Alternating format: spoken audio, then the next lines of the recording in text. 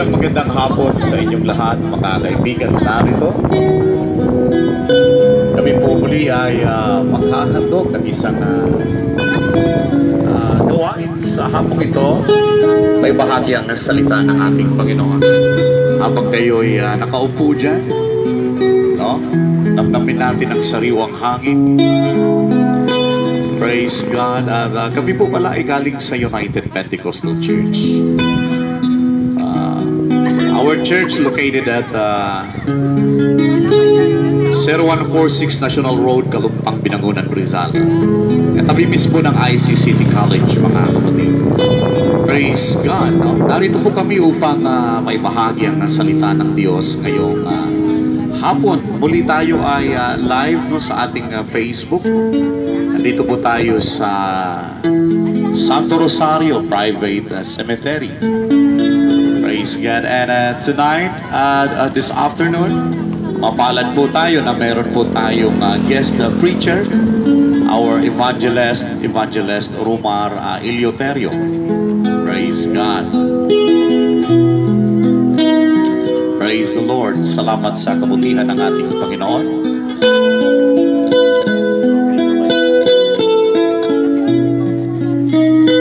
Bago kami magbabahagi sa salita ng Diyos, pakinggan muna natin ang awitin, mga kapatid, para sa kapurihan ng ating Panginoon.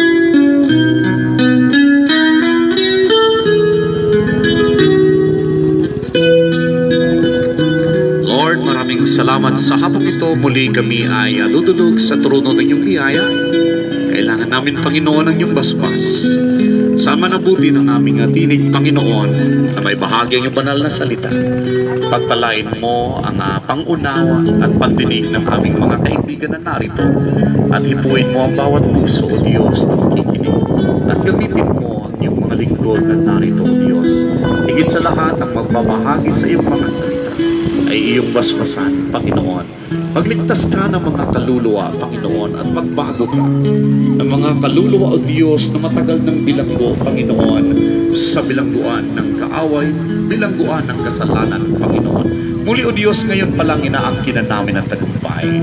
Sa pangalan ni Jesus. Amen.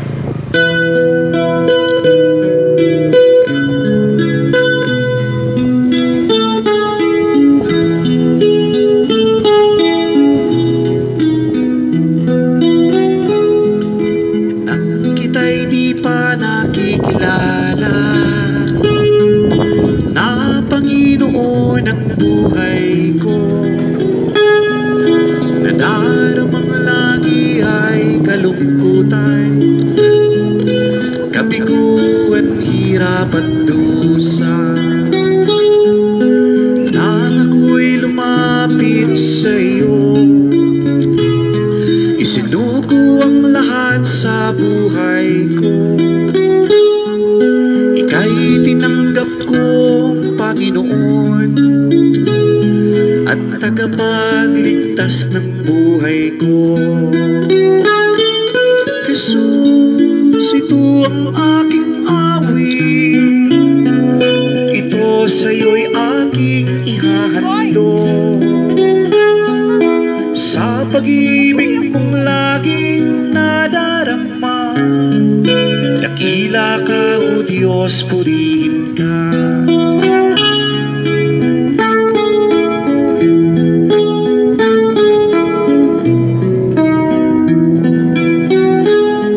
Pagsubok man sa akin dumating, ako'y hindi mo pababayaan. Ikaw lamang lagi ang pupurihin, sasambahin magpakailanpaman. Jesus, ito ang aking awit. Ito sa'yo'y aking ihahandog. Sa pag-ibig mong laging nadarama, dakila ka, O Diyos, purihin ka. Dakila ka, O Diyos, purihin ka. Dakila ka, O Diyos, purihin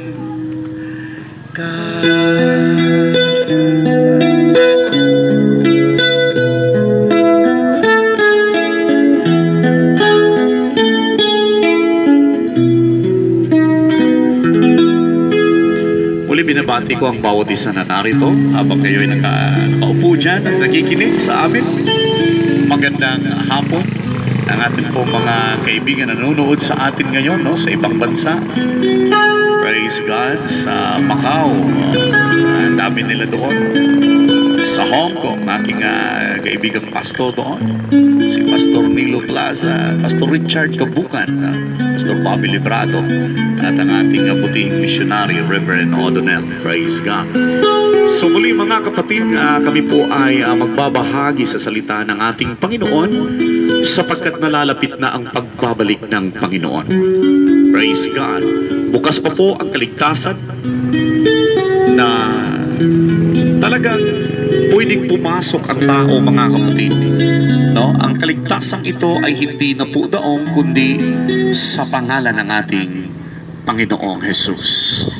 Praise God. Noong nakaraang Biyernes po ay naibahagi natin ang salita ng Diyos tungkol sa mga bilangguan ng kasalanan. Praise God. Yung iba, mga kapatid, ay may mga madilim na karanasan sa buhay. Pero muli, ang napakagandang balita ay maibahagi ang pangalan ng ating Panginoong Hesukristo. Praise God. Sa napakagandang lugar na ating kinalalagyan ngayon, bago tayo makikinig sa salita ng ating Panginoon, meron kaming mga awit na aawitin para sa inyo, mga kapatid, at sa kapurihan ng ating Panginoon.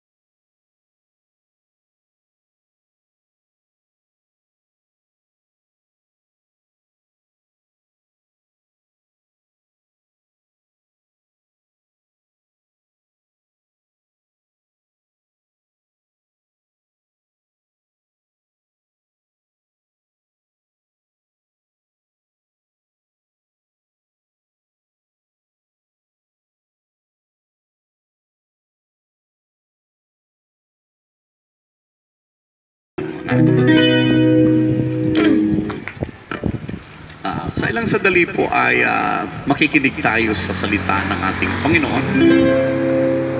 At muli kong awitin, mga kapatid, ang awit ng asin na pinamagat ng dahon. Dahil sabi nila, lahat daw tayo ay mahuhulog sa lupa. Praise God. Praise the Lord. Isang makabuluhang awit ginawa sa grupo ng asin.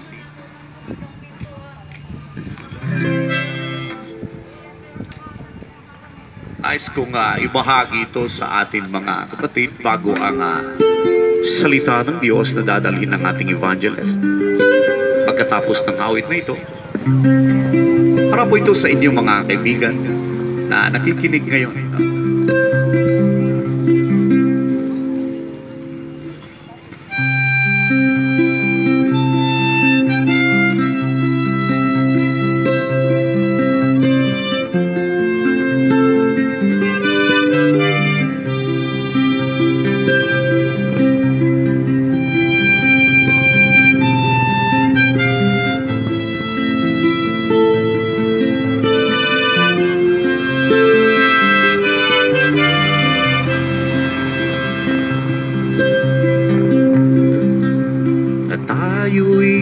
Mga dahon lamang sa isang matatag na puno,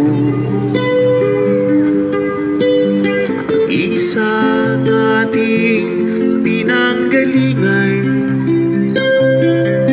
hindi pareho sa pagtubo. Maaring ika'y isang dahon masigla, ako na may dahon na lalantana. Pareho tayong mahulog sa lupa. Kaibigan, huwag ika-bahala.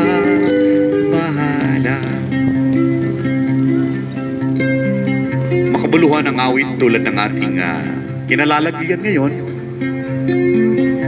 Marami po tayong mga kapatid na nahihimlay na, umuwi na sa kanilang pinanggalingan. Tulad ng sabi ng asin, na pareho tayong mahuhulog sa lupa. Ngunit, kaibigan, huwag ikabahala. Ito po ang aming mensahe ngayong hapon. Mahulog man tayo sa lupa, ay huwag po nating ikabahala, sapagkat mayroon kaming magandang balita. Ang Panginoong Jesucristo na siya magbibigay sa atin ng buhay na walang hanggan.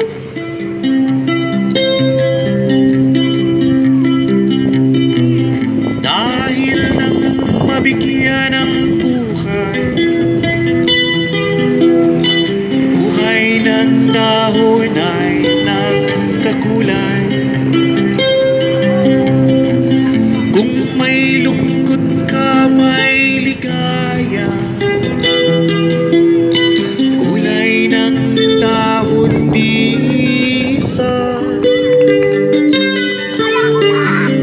Kung may lungkot ka sa iyong mga mata, kung may hirap kang nadarama, kung ang naging pag-ibig mo'y hindi tunay pala, isipin mo ring sa sangay may bunga.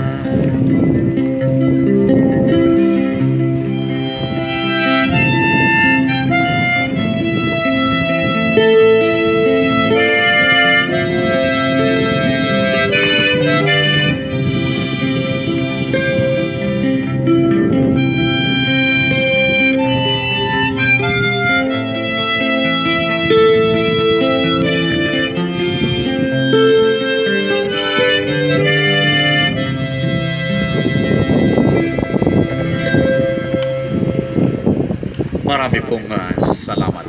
Ngayon mga kapatid, tayo po ay makikinig sa salita ng ating Panginoon sa mga ilang minuto po lamang sapagkat hindi po ito mahaba at limitado lang po ang ating oras sa lugar na ito. Praise God. Meron po tayo mga kapatid na panahon pa na ibinigay ng Panginoon bago magsara ang kaligtasan na ibibigay ng ating Panginoon. Praise God. So, pagkatapos sa salita ng Diyos, mag-ahandog tayo ng isa pang awitin para sa kapurihan ng ating Panginoon. Di pa ako magtatagal mga kapatid at ibibigay ko po sa inyo, praise God, ang ating mangangaral ngayong hapon, no? Praise God. Meron po tayong magandang balita na bago gunawin ang mundo. Sabi ng Biblia na ang mundong ating ginagalawan ay paparusahan sa pamamagitan ng apoy. So, habang bukas pa po ang kaligtasan, malaya po tayo mga kapatid na lalapit sa ating Panginoon. Praise God. Sa mga nakikinig ngayon, mga kaibigan na natin na nandirito, magandang hapon muli sa inyo.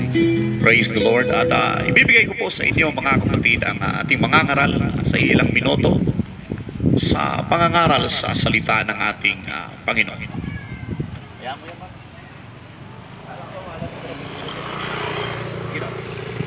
Ganda na lang dito lang. Tutong ba yung ano ho, magpa-preach na si Pastor? Magpapahawakan? Oo, yun. Oo. Praise the Lord. Ibibigay ko po sa inyo mga kapatid si Evangelist Romar Eleuterio to share the Word of God this afternoon. God bless you, Evangelist. Praise the Lord. Isang mapagpalang hapon sa ating lahat mga kapatid ko sa Panginoon at binabati ko kayo ng magandang hapon mga kapatid, no?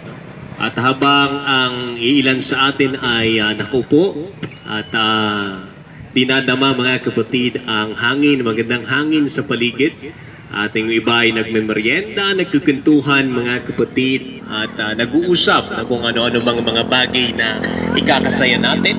Magandang hapon sa ating lahat at nais lamang po namin magbahagi sa inyo ng ilang mga talata sa Biblia at ng mga magagandang balita. Okay? Mga kapatid, bakit ito tinatawag na mabuting balita? Sapagkat mga kapatid, sa salita ng Diyos, sabi ng Biblia, ay hindi lamang po tayo nabubuhay sa tinapay. Kumbaga mga kapatid, hindi lamang tayo nabubuhay sa mga pagkaing pisikal. Sabi ng Biblia, tayo rin po ay nabubuhay sa mga salita ng Diyos. Ang tinutukoy ng Panginoon na nabubuhay sa salita ng Diyos, yun po yung ating kaluluwa. Okay? Lahat po tayo mga kapatid na narito ay even though nakikita natin we are physically narito mga kapatid, but ang totoo niyan, ang bawat isa po sa atin ay meron din pong kaluluwa. Ano? At ang pinakamahalaga mga kapatid sa lahat na atin pong mabigang importansya ay yung atin pong kaluluwa. Sa hapong ito mga kapatid, ako po'y magbabasa ng ilang mga talata sa Biblia na atin pong pag-uusapan ngayon. Okay? Mga kapatid, nasabi dito sa Mark, the book of Mark, chapter 5, sabi sa verse number 25, sabi dito mga kapatid, at isang babae na may 12 taon nang inaagasan at siya'y nahirapan ng maraming bagay ng mga manggagamot at nagugol na niya ang lahat ng tinatangkilik at hindi gumaling ng kaunti man, kundi bagkus panglumubha siya. Nang pagkarinig niya ng mga bagay tungkol kay Jesus, ay lumapit siya sa karamihan sa likuran niya at hinipo ang kanyang damit. Sapagkat sinabi niya, kung mahipo ko man lamang ang kanyang damit, ay gagaling ako. At pagdakay naampat ang kanyang agas at kanyang naramdaman sa kanyang katawan na magaling na siya sa salot niya. Merong kwento sa Biblia ang ating pong kakabasa lang mga kapatid, may kwento dito ng isang babae na sabi ng Biblia ay pinahirapan ng kanyang karamdaman sa loob ng 12 taon. Okay? Kung atin pong mapansin mga kapatid, 12 taon niyang dinadala ang kanya pong karamdaman. 12 taon niyang dinadala ang kanyang kahirapan. At nung narinig niya mga kapatid na si Jesus ay pupunta sa kanilang bayan, ang sabi niya, sa araw na ito, kapag mahipo ko lang ang laylayan ng damit ng Panginoong Jesus, ako ay gagaling. Doon natin makikita mga kapatid itong pananampalataya ng isang babae. Okay? Bago tayo magsimula mga kapatid, manalangin tayo sa salita ng Diyos na pagpalain ng Panginoon ito. Panginoong Diyos, marami pong salamat sa iyong pag-ibig at pagmamahal sa bawat isa po sa amin. Narito o Diyos kasama ang aming mga kaibigan sa paligid sa lugar na ito. Kami po ay magbabahagi, Panginoon, ng iyong mga salita. Nawa Panginoon, buksan mo ang aming mga puso't isipan na ang mga salitang ito ay ang mabunga sa aming pong puso. Maitanim o Diyos at maging pundasyon ng aming pong paglilingkod sa iyo, Ama. Maraming salamat sa iyo lang lahat ng kapurihan sapagkat o Diyos, anumang tinatangkilik namin o Diyos ay nanggaling lamang sa iyo. Sa iyo ang lahat ng kapurihan sa pangalan mo, Jesus. Amen.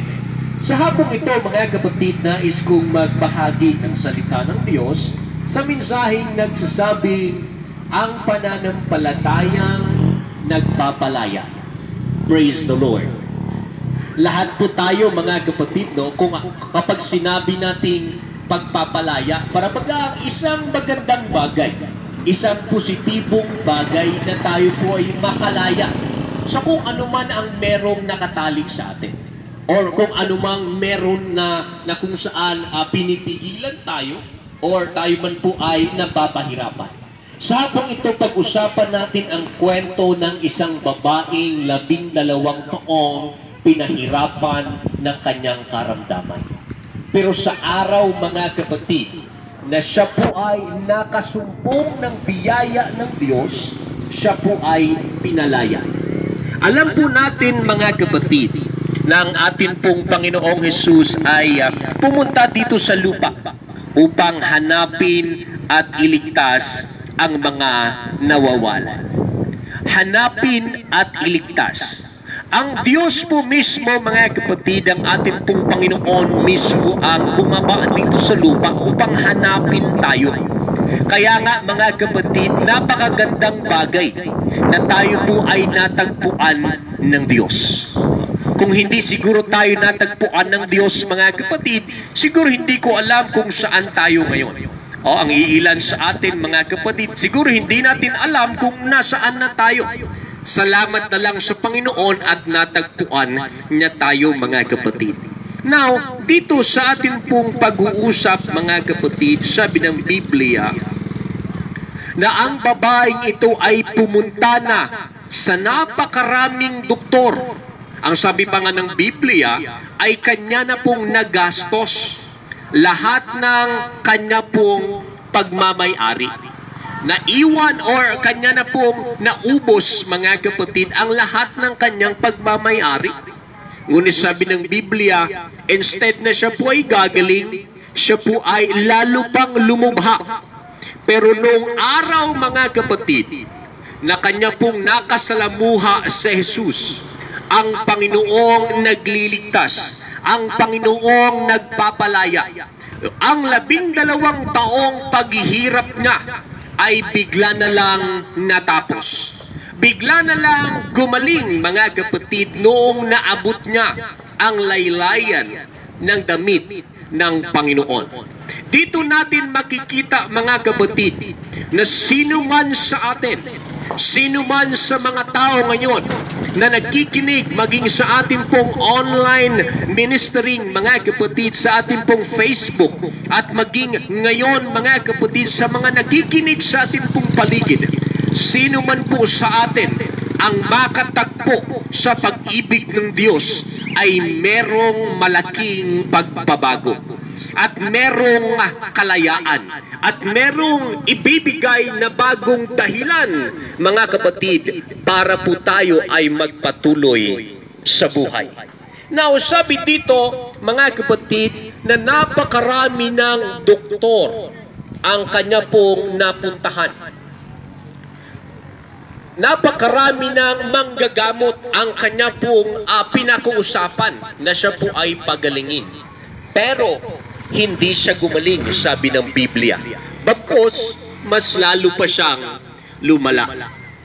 Ang tinitignan natin dito, mga kapatid, para bagang ang babaeng ito ay isang ehemplo or isang example ng taong bihag ng kasalanan. Na para bagang atin pong mapapansin na kahit anong gawin ng isang tao na mapalaya ang kanyang sarili sa sarili niyang kaparaanan, maging ito po ay gagamit siya ng mga resources or gagamit siya, mga kapatid, ng kanyang pera, ay hindi siya kayang pagalingin kung hindi siya pagagalingin ng Diyos.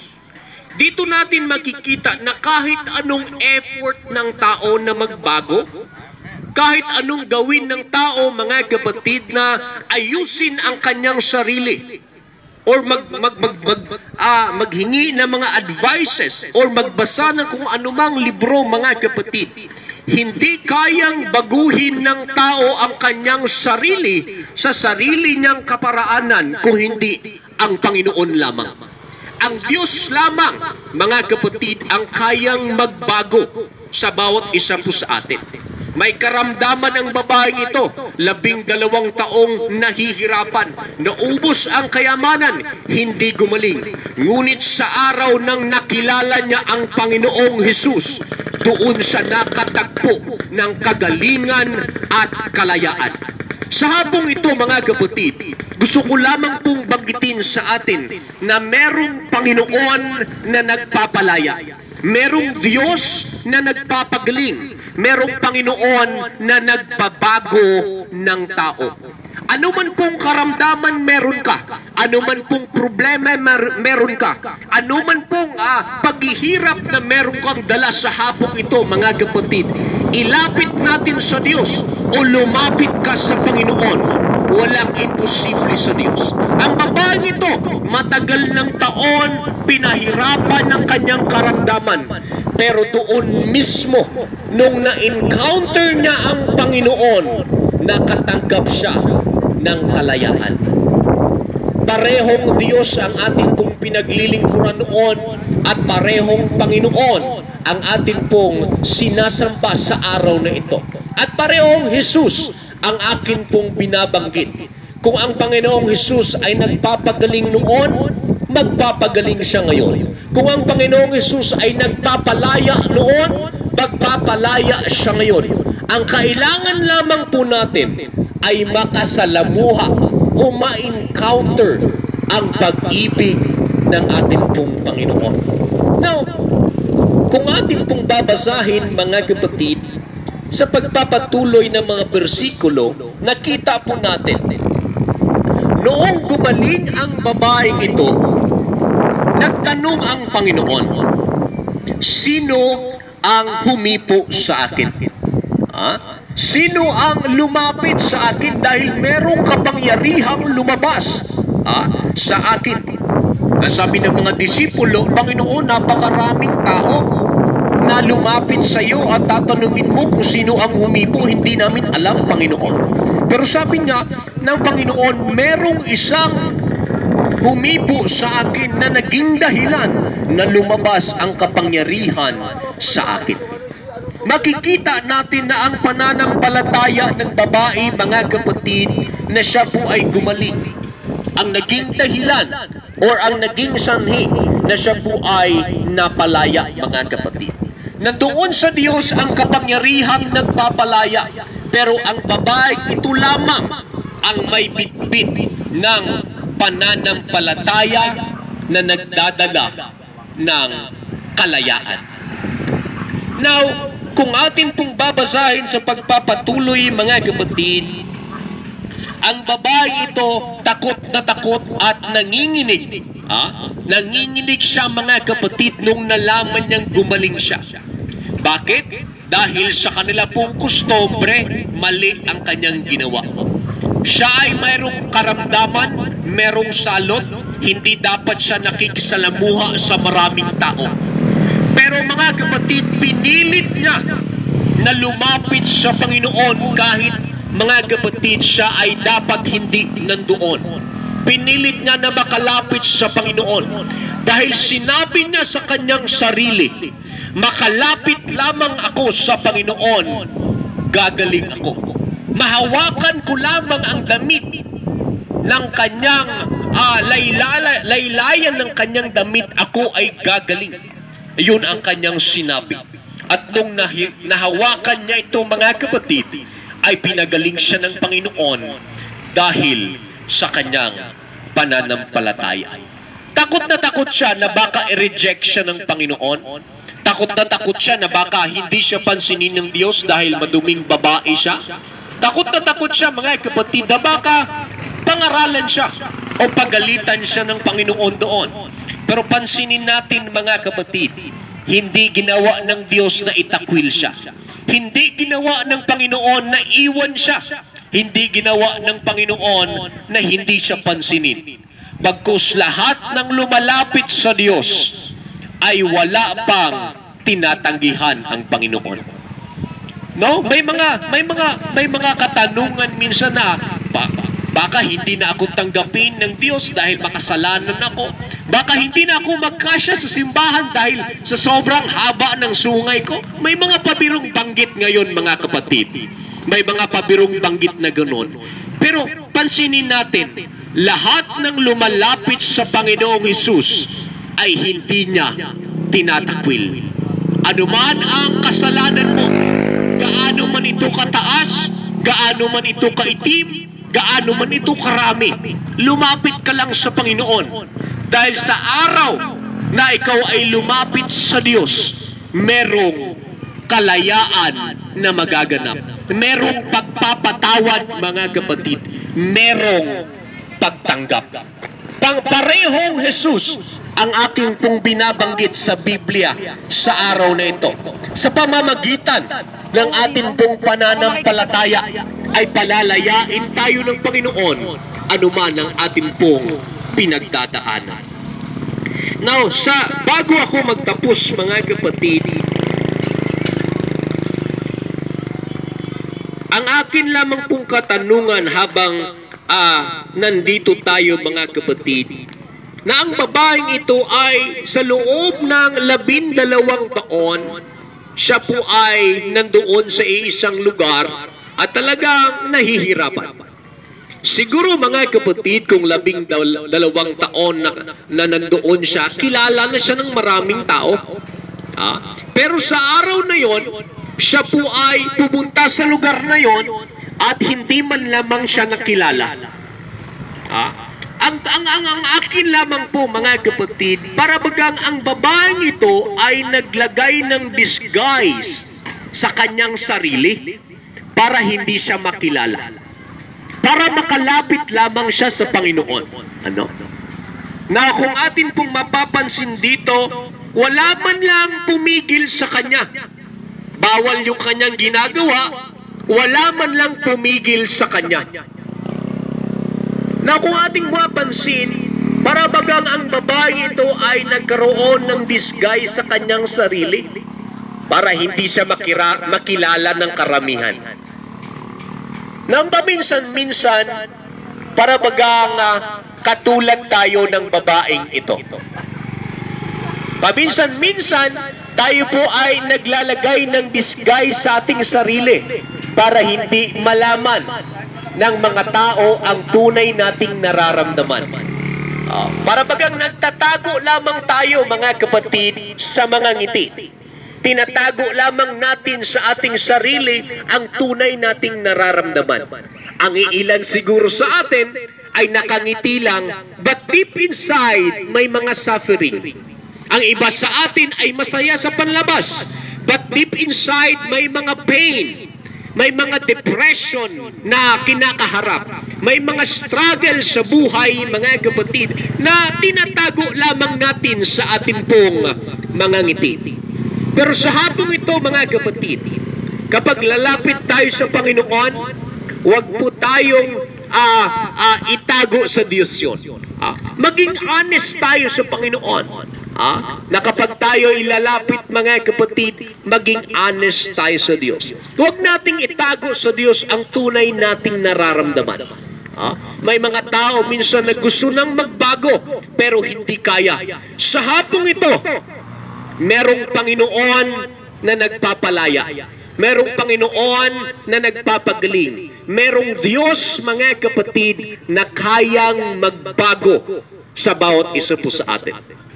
At sa nabanggit na mga kapatid ng ating pong pastor, habang hindi pa po sarado ang kaligtasan, tayo po ay lumapit sa Panginoon. Darating ang araw, sabi ng Biblia, mga kapatid, na darating ang pag-uuhaw at gutom. Hindi uhaw, mga kapatid, sa tubig at hindi gutom sa pagkain, kundi gutom sa pangangaral ng salita ng Diyos. Hanggat bukas pa, mga kapatid, ang pintuan ng kaligtasan, tayo po ay lumapit sa atin pong Panginoon.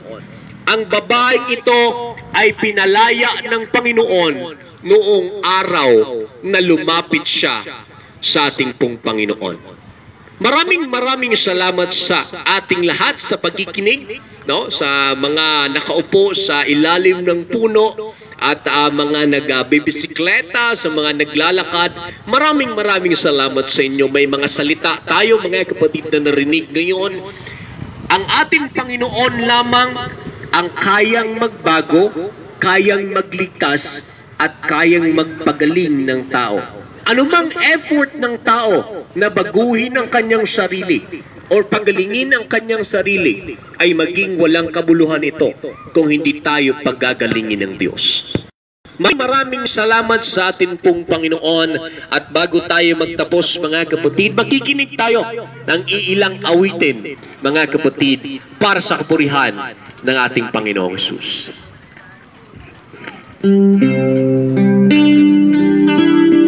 Hi, Nanay Vicky.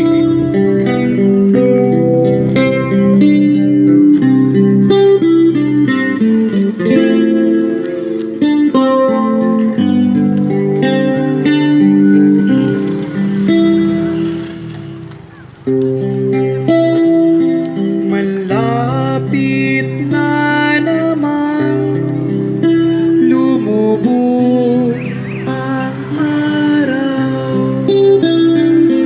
Dilim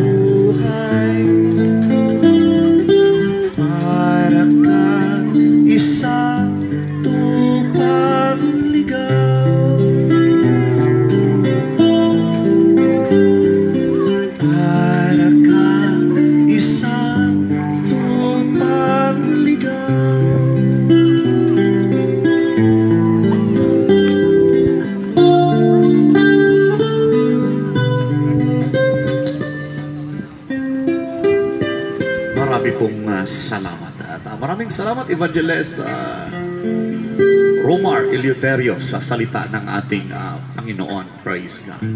Tunay mga kapatid na ang atin pong mga buhay ay minsan lang dadaan sa mundong ibabaw na ito. Tulad ng sinabi kanina sa ating mga ngaral, may mga panahon na minsan ang ating karamdaman ang siyang mag-uubos sa ating kayamanan. Tulad ng sinasabi sa Biblia, nung nahipo ng babae ang laylayan sa damit ng ating Panginoon, nagkaroon siya ng kagalingan.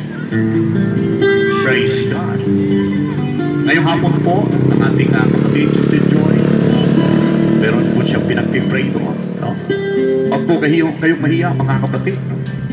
Kung gusto ninyong lumapit at hihiling ng kaunting panalangin, wala pong imposible sa Panginoon. Praise God. Bago kami aalis sa lugar na ito, maghahandog ako ng awit, mga kapatid, ni Sir Bel Aujero. Hi, Sir Bel. Isulat niya ang awit na ito nung nasa bilangguan siya. At tulad ng sinabi ko nung nakaraang Biyernes, maraming bilangguan ang kaaway, bilangguan ng kasalanan. Maaaring ang iba ay nabibilanggo sa droga, maaaring ang iba ay bilanggo sa alak, maaaring ang iba ay bilanggo sa anumang klaseng kasamaan, sa sugal, sa babae. Kapatid ko, palalayain ka ng ating Panginoon.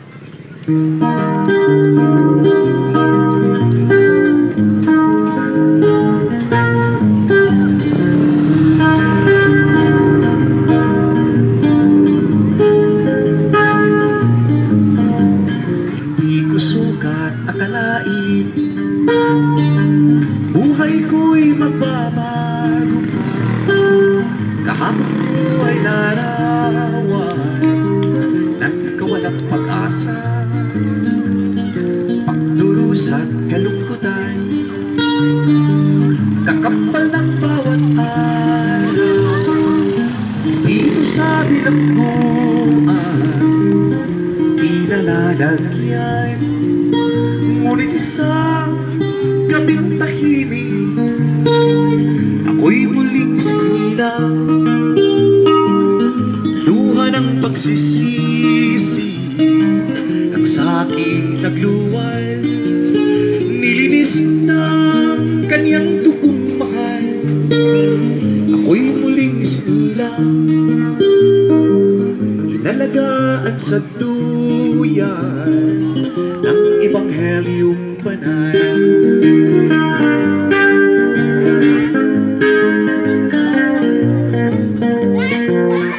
Ako ay pinalakas ng kanyang salita, at sa buhay kong may naganap ang isang himala, pagdurusa at kalungkutan. Dito sa pitan, sa ngalan ni Jesucristo, daging napaparang, itinakwil man ang lipunan, hindi ng kalangitan, pagkat ang makasalanan ang siyang dahilan ng kanyang kamatayan, ang siyang katubusan, ang bawat nilalang na kanyang minamahal.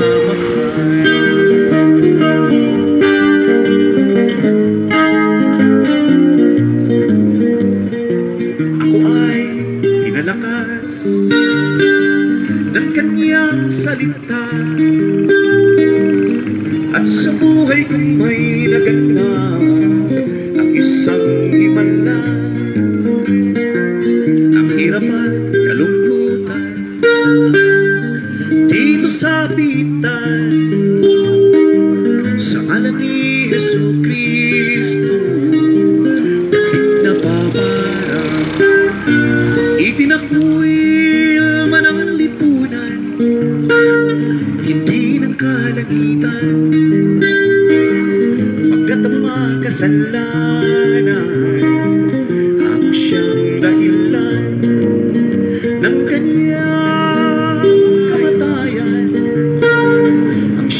katubusan ang bawat nilalang na kanya minamahal.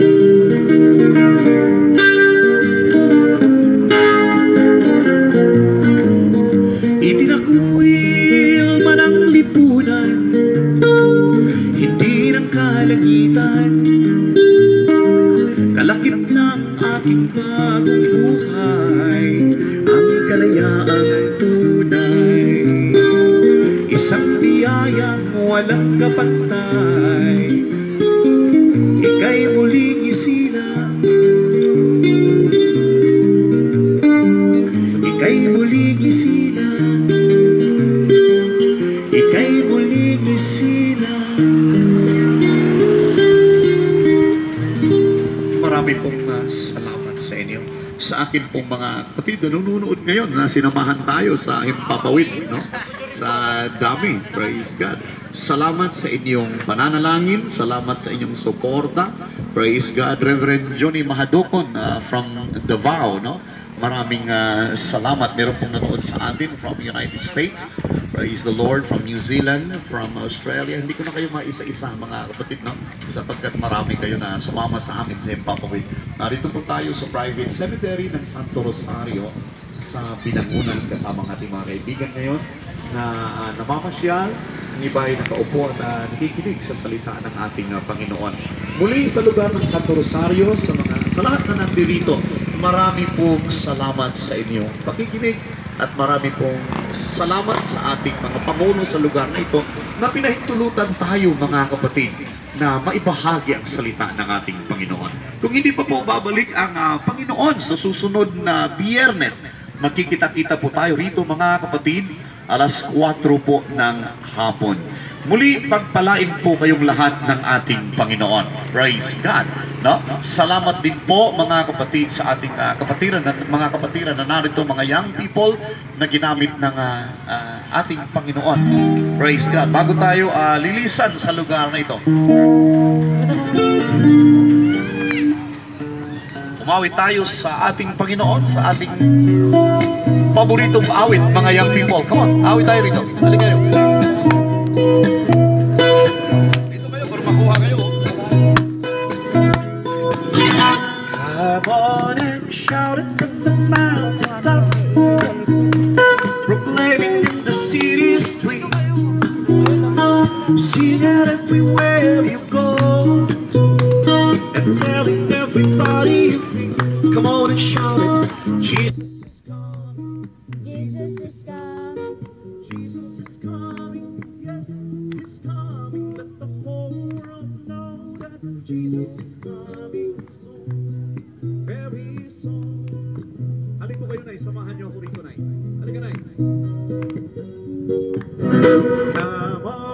Shout it from the mountaintop, proclaiming in the city streets, sing it everywhere you go, and telling everybody you meet. Come on and shout it, Jesus is coming, Jesus is coming, Jesus is coming, yes, he's coming. Let the whole world know that Jesus is coming soon, very soon. For the last time, come on and shout it from the mountaintop, proclaiming in the city streets, see everywhere you go, and telling everybody you meet. Come on and shout it, Jesus is coming, Jesus is coming, Jesus is coming, yes, he's coming. Let the whole world know that Jesus is coming soon, very soon. Let us worship the Lord. Thank you, Jesus. Thank you, Lord. Hallelujah. Thank you, Lord. Praise God. Sa aking asawa na nasa headquarters ngayon, sa mga staff na nandoon, ay magandang hapon sa inyong lahat. Sa taga Butuan City, taga Agusan del Sur na naroon, praise the Lord, magandang hapon. Surigao City, hindi ko naman mabanggit yung mga pangalan nyo isa-isa. Marami pong salamat sa pagsama ninyo sa Himpapawid. Lagi po ninyo kaming isama sa aming pananalangin.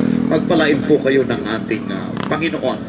Minsan pa, marami pong salamat sa mga nakikinig, mga kaibigan na narito, at sa nagpahintulot sa atin, no, sa management, sa lugar po ng private cemetery ng Santo Rosario, sa atin pong barangay kapitan din po, marami pong salamat sa inyo.